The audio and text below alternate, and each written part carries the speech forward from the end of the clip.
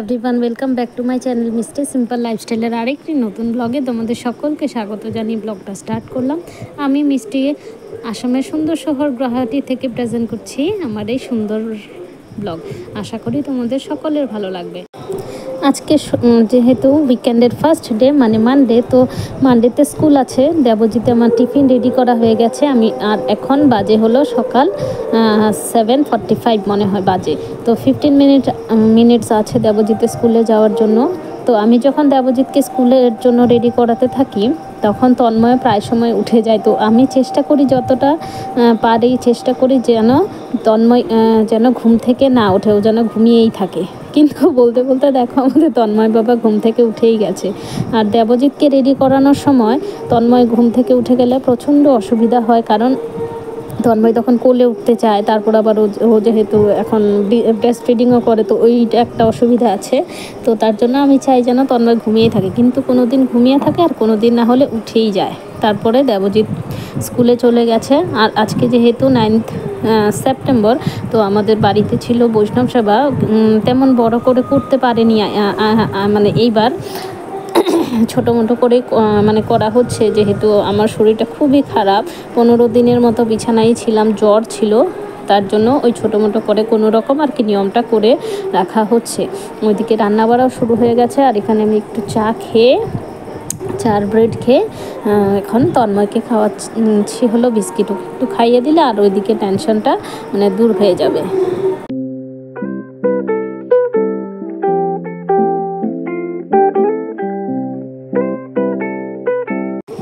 আর বাড়িতে কিছু একটা অনুষ্ঠান হলে এরকম চুপচাপ বসে থাকতেও কিন্তু তেমন মনটা ভালো লাগে না, যেহেতু সবাই বাইরের লোক এসে বাড়িতে কাজকর্ম করে আর আমি এরকম মানে ঘরের ভিতরেই বসে আছি। যেহেতু আমি যেতে পারবো না, তোমরা জানো অনেক মানে কি বলে আমাদের মহিলাদের অনেক রকম প্রবলেম থাকে। তো তার জন্য আমি আর ওই ঠাকুরের ওখানে যাবো না আজকে।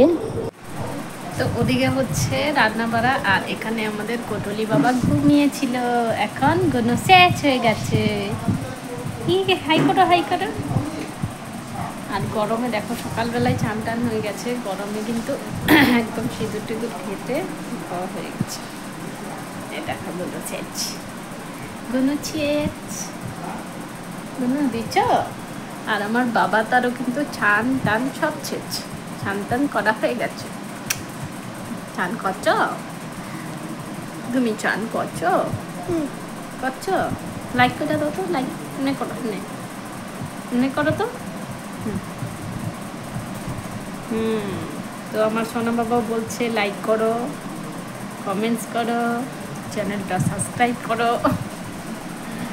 চলো যাই একটু বাইরে দেখি দাদা কি করে।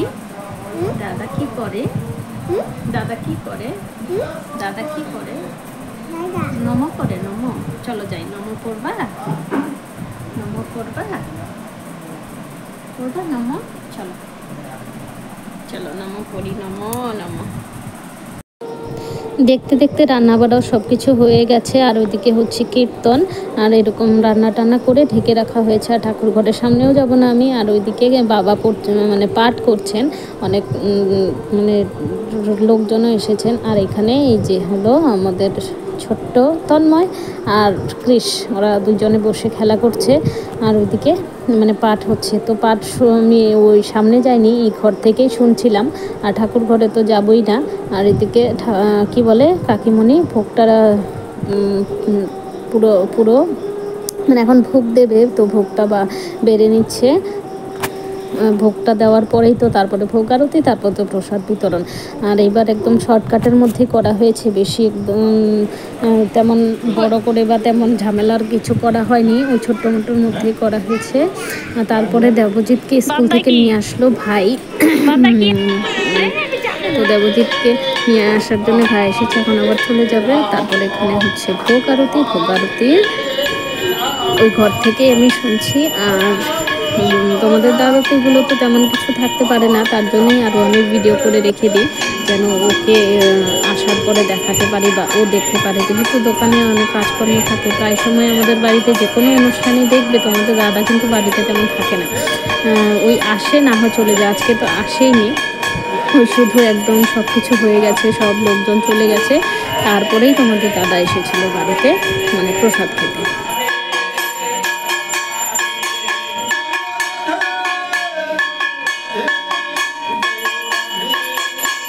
তো কপিটা আমি রেড ফোর্টটা লিখছিলাম আর রেড ফোর্ট স্পেলিং মিস্টেক হচ্ছে। এখানে আছে নাকি? এখানে নাই আর টি আমি এখানে নাই তো, এখানে আছে। আমি गलती से আর ও টি লিখেছি। আমি লেখতে বি কে পি লিখি নাই, ডি লিখেছি। বাবা আসে নাই, বাবা বাবা আসে নাই।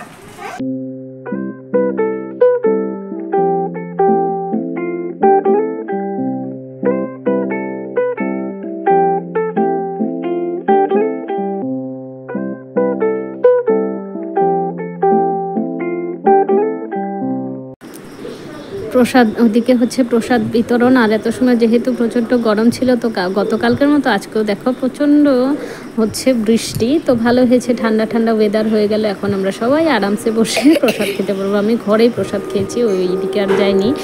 প্রসাদ খেয়ে সবাই বসে একটু গল্প করছিল। সবাই যেহেতু এত সময় অনেক খাটাখাটনি, তারপর আবার প্রসাদ খাওয়া দাওয়া, তো সবাই একসাথে তো আর বসা তেমন হয়নি। তো তোমরা জানোই সব প্রসাদ খাওয়ার পর একসাথে বসে সবাই গল্প আলাপ আলোচনা এগুলো সব করছিল। তারপরে একজন একজন করে চলে যাবে। দক্ষিণা সব দেওয়া হয়ে গেছে। আর এখানে হলো কি বলে, সন্ধ্যের পরে আমি যেহেতু শুয়েছিলাম, আজকে সকালে উঠেছি ওই সকাল 6:30টার মতো। হ্যাঁ, আর রাত্রে ঘুমোতেও কালকে দেরি হয়েছে। তো উঠে সব কাজকর্ম তাড়াতাড়ি শেষ করে দেবজিতের টিফিন রেডি করে ওকে স্কুলে পাঠিয়ে দিয়ে তারপরে আর যেহেতু তাড়াতাড়ি উঠেছিলাম, ঘুমটা তেমন মানে হয়নি, তো তার জন্য ঘুমিয়েছিলাম প্রসাদ খেয়ে। আর এখানে আমি আজকে বিছানার কি বলে উপরের ম্যাট্রেসের কভারটা উঠিয়ে দিচ্ছি, কারণ প্রচণ্ড গরম লাগছে আজকে। আর ম্যাট্রেসের কভারটা ধুতেও লাগবে, তার জন্য ভাবলাম উঠিয়ে নিই, তারপরে ধুয়ে তারপরে আবার পেতে দেবো যদি দরকার পড়ে। আর যেহেতু ম্যাট্রেসের কভারটা শুধু পাতা হয় মানে তন্ময়ের জন্যই, এমনি না পাতলেও হয়। মোটামুটি এদিকের কাজকর্ম একটু করে নিয়েছি। বিছানাটা যেহেতু ওই ওপরের কি বলে ম্যাট্রেসটা কভারটা যেহেতু তন্ময় অনেকটা ছোট, তো একটু শি করার ভয়ের জন্য ম্যাট্রেসটার কভারটা লাগিয়েছিল, কিন্তু এখন প্রচণ্ড গরম লাগে, তার জন্য ম্যাট্রেসের কভারটা উঠিয়ে দিলাম। এখন তেমন শিও করে না, খুব কম, রাত্রে ডাইপার না পড়ালেই হয়, তার জন্য উঠিয়ে রেখে দিলাম। আর দেখো এই যে এসে পড়েছে দুত্তু বাবা। এই দুত্তু বাবা কি করো? হাই করে দাও, হাই বাই বাই। হাই কও, হাই বাবাই না ওই